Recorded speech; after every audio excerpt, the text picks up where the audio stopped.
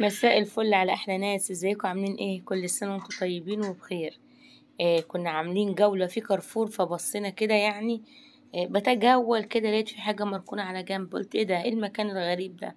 انا فاكراه مطعم، فاكراه يعني زي كافيتيريا الحاجات دي كلها.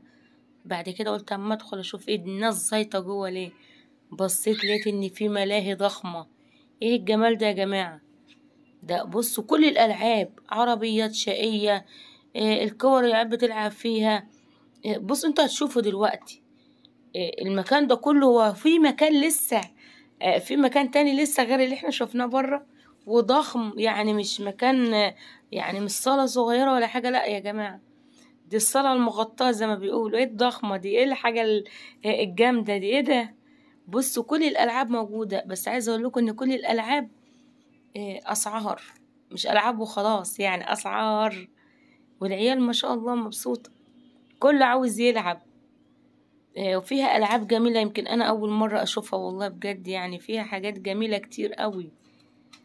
يعني انت رايحة مثلا تتسوقي تعملي لك شوبينج هناك، واخدة معاك ولادك، تيجي واخداهم كده ايه مغيرين جو.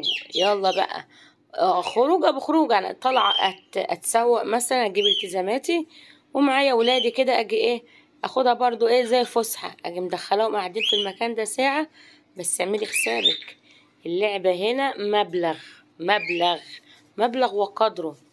يعني علشان تطلعي ابنك على اي لعبة من اللي انت شفتيهم دول، الله المستعان. بس بجد والله كانت جولة جميلة جدا، الولاد اتبسطوا هناك.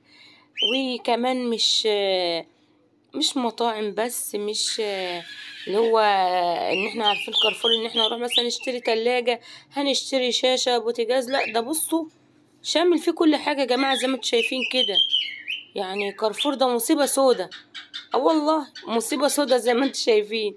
وكمان منها برضو جولة حلوة كده للأولاد، فسحة في مشتريات في كل حاجة، كله منه فيه كده.